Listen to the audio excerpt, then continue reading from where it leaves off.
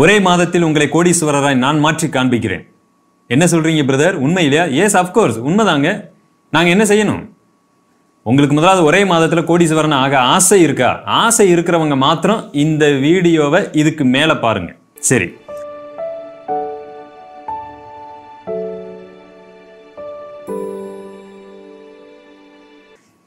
ஒரே மாதத்தில் கோடீஸ்வரர் ஆக வேண்டும் என்று நினைக்கிறவங்க மாத்திரம் இப்போ இந்த வீடியோவை நீங்கள் பார்த்துக்கிட்டு இருக்கிறீங்க நம்புகிறேன். சரி, ஓகே. எப்படி ஒரே மாதத்தில் நம்ம கோடீஸ்வரர் ஆகுவது? நீங்கள் முதலாவது செய்ய வேண்டியது என்ன தெரியுங்களா? இப்போ உங்களுக்கு திரையில் ஒரு அக்கௌண்ட் நம்பர் இருக்கா? ரைட். இந்த அக்கௌண்ட் நம்பருக்கு நீங்கள் என்ன செய்யணும்னா மாதம் 10,000 ரூபா பணத்தை போட்டுறணும்.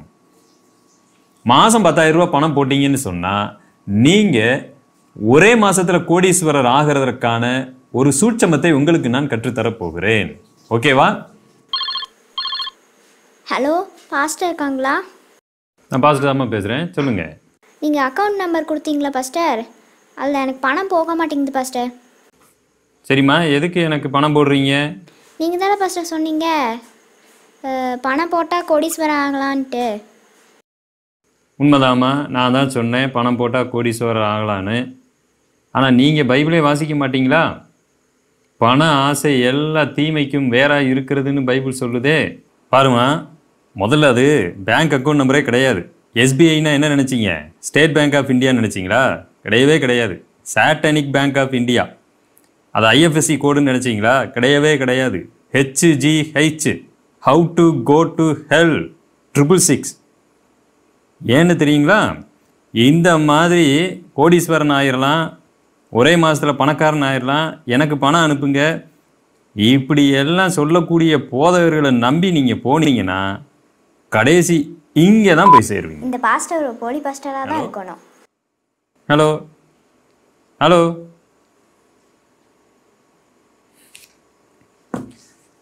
பிரியமானவர்களே, இன்றைக்கு சமீப காலமாக வித்தியாசமான விளம்பரங்கள் வந்து கொண்டு இருக்கின்றன. என்ன அதுன்னு பார்த்தீங்கன்னா, நீங்கள் ஜூம் மீட்டிங்கில் வாங்க, வியாபாரிகள் கூட்டம், பிஸ்னஸுக்கு நாங்கள் ஆசீர்வாதத்தை பெருக்கி தர்றோம்.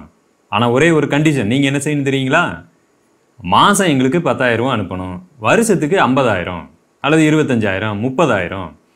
இப்படி கர்த்தருடைய போதகர்கள் என்று சொல்லிக்கொள்ளக்கூடிய சிலர் இந்த மாதிரியான ஒரு அறிவிப்பை வெளியிட்டு கொண்டிருக்கிறாங்க. இது சரியா தவறா? எப்படி கண்டுபிடிக்கிறது? It's very easy. எனக்கு பைபிளே தெரியாதுன்னு சொல்றவங்க கூட இது சரியா தவறான்னு கண்டுபிடிச்சிடலாங்க. எப்படி தெரியுங்களா? இயேசு கிறிஸ்து இப்படி செய்வாரா அப்படிங்கிற ஒரே ஒரு கேள்வியை மட்டும் எல்லா போதகர்களும் சொல்லக்கூடிய வார்த்தைக்கு முன்பதாக வைத்து பாருங்கள். இது உங்களுடைய வாழ்க்கையை தலைகீழா மாத்திரும். இப்போ இயேசு கிறிஸ்து இந்த மாதிரி ஒரு அனௌன்ஸ் பண்றாருன்னு உங்களால கற்பனை பண்ண முடியுதா? பாருங்கப்பா, வாங்க, நான் உங்களை கோடீஸ்வரன் ஆக்கிடுறேன், வியாபாரத்தில் பெரிய ஆளாக மாற்றி விட்டுறேன், ஆனால் நீங்கள் என்ன செய்யணும்? மாதம் எனக்கு 50,000 கொடுக்கணும், 10,000 கொடுக்கணும், வருஷத்துக்கு இவ்வளோ பணம் தரணும் அப்படின்னு சொல்லி இயேசு கிறிஸ்து இந்த மாதிரி சொல்லுவாரா? பிரியமானவர்களே, ஊழியக்காரருடைய தேவைகளை சந்திக்க வேண்டும், அதில் எந்த மாற்று கருத்தும் இல்லை. எனக்காக கஷ்டப்பட்டு வசனங்களை ப்ரிப்பேர் பண்ணுறாரு, வேலையெல்லாம் விட்டுட்டு அவர் ஊழியம் செய்து கொண்டிருக்கிறார். அவர்களுடைய தேவைகளை நாம் சந்திக்க வேண்டும், அதில் எந்த மாற்று கருத்தும் இல்லை. ஆண்டவராகிய இயேசு கிறிஸ்து தன்னுடைய சீஷர்களை ஊழியத்திற்கு அனுப்பும்போது கூட, நீங்கள் இலவசமாய் பெற்றீர்கள், ஜனங்களுக்கு போய் இலவசமாய் கொடுங்க, அதே சமயத்தில் அவங்க உங்களுக்கு கொடுக்கறத அவங்க வீட்டில் நீங்கள் போய் அவங்க சாப்பாடு கொடுத்தா வாங்கி சாப்பிடுங்க, அதில் எந்த தப்பும் இல்லை, அவ்வளவுதான் சொல்லி அனுப்புனார். இந்த மாதிரி நீங்கள் பெற்றுக்கொண்ட வரத்தை விற்பனை செய்யுங்கள் சொல்லலை. நீங்கள் பெற்றுக்கொண்ட வெளிப்பாட்டை விற்று அதை பணமாக்குங்கள் சொல்லலை. ஆனால் இன்றைக்கு நான் இலவசமாய் பெற்றுக்கொண்ட எல்லாவற்றையுமே விற்று பணமாக்கி கொண்டு இருக்கிறேன்னு இயேசு கிறிஸ்து இப்படி செய்வாரா? இது எந்த ஆவி என்பதை உங்களால் யோசிக்க முடியுதா? பிரியமானவர்களை யோசித்து பாருங்க. இந்த மாதிரி அறிவிப்பு கொடுக்கக்கூடிய போதகர்களே, உங்களுக்கு மக்கள் வாரம் வாரம் தசம பாகம் கொடுக்குறாங்க பார்த்தீங்களா? அது எதற்காக? கிருபையின் போதனை என்று சொன்னாலும் கூட நீங்கள் தசம பாகம் அப்படிங்கிற ஒன்றை மட்டும் வாங்காமல் இருக்கிறதே இல்லை. சரி, பரவாயில்லை, வாங்கிக்கிட்டு இருக்கிறீங்க. அதுக்காக நீங்கள் அவங்களுக்கு இலவசமாக அதை கற்றுத்தரணுமா வேணாமா? ஆனால் நீங்கள் என்ன பண்ணுறீங்க? வியாபாரத்திற்கு என்று நாங்கள் சில சூட்சமங்களை கற்றுத்தருகிறோம், ஏதோ மாயஜால மந்திரத்தை அங்கே புதுசாக கற்றுக் கொடுக்கறது போல அதுக்கு தனியாக ஒரு அமௌண்ட் ரேட் ஃபிக்ஸ் பண்ணுறீங்க. உண்மையிலே இங்க யார் வியாபாரிகள் என்று யோசிக்கிறவர்கள் புரிந்து கொள்வார்கள். அப்படி ஒரு வேளை நீங்க இந்த மாதிரியான வியாபாரிகளை பணக்காரராக்க விரும்புறீங்கன்னு சொன்னா, எனக்கு தெரிஞ்சு உங்க சபையில ஒரு சாதாரண வெறும் ஒரு 1000 ரூபாய் 3000 ரூபாய் 5000 ரூபாய் மூலதனத்தில் ஆரம்பிக்கப்பட்ட பெட்டிக்கடை வைத்துக் கொண்டிருக்கக்கூடிய சிறிய ஆட்கள் மாதம் 10,000 பணம் கட்டி இந்த கூட்டத்தில் பங்கு பெற முடியுமா? அப்ப அவங்களுடைய வாழ்க்கையெல்லாம் அவ்வளவுதானா? பிரியமானவர்களே, நீங்க என்ன மாதிரியான ஊழியத்தை செய்து கொண்டிருக்கிறீங்கன்னு உங்களுக்கு புரியுதா? விசுவாசிகளை, இந்த மாதிரி நான் பணக்காரன் ஆயிருவேன் அப்படின்னு சொல்லிட்டு இங்கே போய் காணிக்கை தர முற்பட்டீர்கள் என்று சொன்னால், நான் இப்பொழுது சொல்லுகிறேன், நீங்கள் அதாள பாதாளத்திலே போகிறதற்கான அதிகமான வாய்ப்பு இருக்கிறது. கர்த்தருடைய சித்தத்தை மீறி செயல்பட அதிகமான வாய்ப்பு இருக்கிறது. ஐஸ்வர்யவான்களாக விரும்புகிறவர்களுக்கும் ஏற்கனவே ஐஸ்வர்யவான்களாக இருக்கிறவர்களுக்கும் வேதம் சொல்லுகிற சத்தியம் என்ன? 1 தீமோத்தி 6ஆம் அதிகாரம் 9வது வசனம். ஐஸ்வர்யவான்களாக விரும்புகிறவர்கள் சோதனையிலும் கண்ணியிலும் மனுஷரை கேட்டிலும் அழிவிலும் அமிழ்த்துகிற மதிகேடும் சேதமுமான பலவித இச்சைகளிலும் விழுகிறார்கள். பண ஆசை எல்லா தீமைக்கும் மேலாய் இருக்கிறது. சிலர் அதை இச்சித்து விசுவாசத்தை விட்டு வழுவி அநேக வேதனைகளாலே தங்களை உருவ குத்தி கொண்டிருக்கிறார்கள். நீயோ தேவனுடைய மனுஷனை இவைகளை விட்டோடி நீதியையும் தேவ பக்தியையும் விசுவாசத்தையும் அன்பையும் பொறுமையையும் சாந்த குணத்தையும் அடையும்படி நாடு. என்றைக்காவது விசுவாசத்தையும் நீதியையும் பொறுமையையும் சாந்த குணத்தையும் அடையும்படி நாடுவதற்காக நாங்கள் ஒரு கூட்டம் நடத்துகிறோம், அதுக்கு இவ்வளவு காணிக்கை நீங்க தரணும்னு என்னைக்காவது இவங்க விளம்பரப்படுத்தி இருக்கிறாங்களா? ஏன் இவங்க விளம்பரப்படுத்துறது இல்லை தெரியுங்களா? இந்த பொறுமை, சாந்தம், விசுவாசம் இது யாருக்குமே தேவை கிடையாது. ஒரு நபர் கூட அந்த கூட்டத்திற்கு போக மாட்டாங்க. ஆனால் உங்களுடைய வியாபாரத்தில் உங்களை கோடீஸ்வரனாய் மாற்றி விடுகிறோம் என்று சொன்னால் ஒரு கூட்டமே அங்க போகுதுன்னா, அப்ப இதுல உண்மையிலே யார் தவறு செய்கிறார்கள் என்று உங்களுக்கு புரிகிறதா? இப்படிப்பட்ட போதகர்களை குறித்தும், ஒருவேளை இந்த மாதிரி ஒரு கூட்டத்திற்கு போய் பணக்காரர் ஆயிரலான்னு நினைக்கிற நபர்களை குறித்தும், இவர்களை இதே மாதிரி தூண்டில் போட்டு இழுக்கிற போதகர்களை குறித்தும் பேதுரு ரொம்ப தெளிவா வசனத்தை எழுதி வச்சிருக்கிறார். பாருங்களேன், 2 பேதுரு 2ஆம் அதிகாரம் 3வது வசனம். கள்ள போதகர்களை குறித்து வசனம் என்ன சொல்லுதுன்னா, பொருளாசை உடையவர்களாய் தந்திரமான வார்த்தைகளால் உங்களை தங்களுக்கு ஆதாயமாக வசப்படுத்திக் கொள்ளுவார்கள். பூர்வ காலம் முதல் அவர்களுக்கு விதிக்கப்பட்ட ஆக்கினை அயர்ந்திராது, அவர்களுடைய அழிவு உறங்காது. நல்லா கவனிங்க, பொருளாசை உடையவர்களாய் தந்திரமான வார்த்தைகளால் உங்களை தங்களுக்கு ஆதாயமா வசப்படுத்திக் கொள்ளுவாங்க. அப்ப இந்த மாதிரி வியாபார கூட்டத்தில் போய் உங்களுக்கு 10,000 ரூபாய் கட்டிட்டா உங்களுக்கு பணக்காரர் ஆயிரலாம் நினைக்கிறது, உங்களை பணக்காரர் ஆற்றுவதற்கோ இல்லையோ அவர்கள் வளருவதற்கு எளிதா வசனமே சொல்லுதல்லவா? 1 பேதுரு 5ஆம் அதிகாரத்துல மூப்பர்களுக்கு எழுதுகிறார், நீங்கள் இழிவான ஆதாயத்தை இச்சிக்கிறவர்களா இருக்காதீங்க.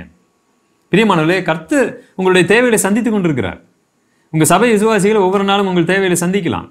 அதையும் மீறி இந்த மாதிரி விளம்பரப்படுத்துவது புற மதஸ்தர்களுக்கு மத்தியில கிறிஸ்தவ மதத்தை கனவீனம் அடைய செய்யும்.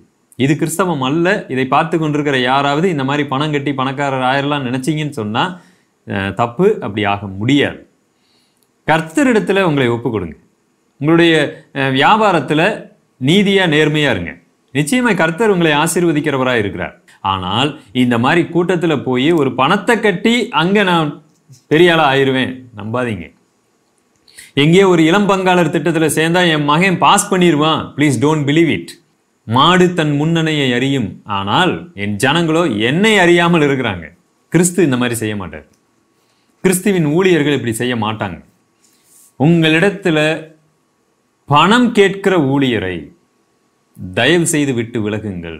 காணிக்கை திட்டங்களை தீட்டி வியாபார திட்டங்கள், பங்காளர் திட்டங்கள், இதை செய்தால் அப்படி ஆண்டவர் ஆசீர்வதிப்பார் என்று காணிக்கைக்காக திட்டம் போட்டு பணத்தை உங்களிடத்தில் வசூல் பண்ணுகிற எந்த போதகனிடமிருந்தும் விலகி இருங்கள். அப்படி அல்லாவிட்டால் கர்த்தருக்கு நீங்கள் கணக்கு கொடுக்க வேண்டியிருக்கும். எச்சரிக்கை, இந்த மாதிரியான விளம்பரங்கள் வந்தா தயவு செய்து அவர்களிடத்துல ஃபோன் பண்ணி பேசுங்க. இது கர்த்தருக்கு உகந்தது அல்லன்னு சொல்லுங்க. வியாபாரிகளை பணக்காரராக்க விரும்புகிற போதகர்களே, உண்மையிலே ஜனங்கள் மீது அக்கறை இருந்தால் தயவு செய்து ரோட்ல பிச்சை எடுத்து கொண்டிருப்பாங்க, கஷ்டப்பட்டு கொண்டிருப்பாங்க, அவங்களிடத்துல போய் அவங்கள ஏதாவது உங்களுடைய அற்புதத்தினாலும் உங்களுடைய மாயாஜால மந்திரத்தை என்ன வேணாலும் பயன்படுத்துங்க. அவங்களையெல்லாம் ஏன் பணக்காரர் ஆக்கி விடக்கூடாது? எத்தனை கஷ்டப்படக்கூடிய எவ்வளவு பிச்சைக்காரர்கள் இருக்கிறாங்க. ப்ளீஸ் போங்க. அதெல்லாம் விடுங்க. சபைகளிலே எத்தனை பேர் கடனாளியாக இருக்கிறாங்க. பிரியமானவர்களே, இந்த போதகர்களுடைய சபையில் இருக்கிற பல பேர் பண பிரச்சனையில சிக்கிக்கிட்டு இருக்கிறாங்க. ஆனா ஒவ்வொரு நாளும் ஞாயிற்றுக்கிழமை வந்து அப்படியே தேன் போல இனிக்கக்கூடிய வார்த்தைகளை கேட்டு அப்படியே மெய் மறந்து நாமளும் நல்லா தான் இருக்கிறோம் நினைச்சிட்டு போயிட்டு இருக்கிறாங்க. கடன்ல இருக்கக்கூடிய எல்லாரும் உங்க போதகரை போய் சொல்லுங்க, ஏப்பா ஆசீர்வாதம் ஆசீர்வாதம் சொல்லிக்கிட்டு இருக்கிற, எங்களுக்கு எந்த ஆசீர்வாதமும் இல்லையே, உங்க போதகர் என்ன சொல்லுகிறாருன்னு மட்டும் பாருங்க. கடைசி வரைக்கும் நீங்க அப்படியே இருக்க வாய்ப்பு இருக்கிறது. இந்த மாதிரியான இடங்களிலே எச்சரிக்கையோடு இருங்க. இயேசு கிறிஸ்து இந்த மாதிரி விளம்பரம் கொடுக்க மாட்டார்.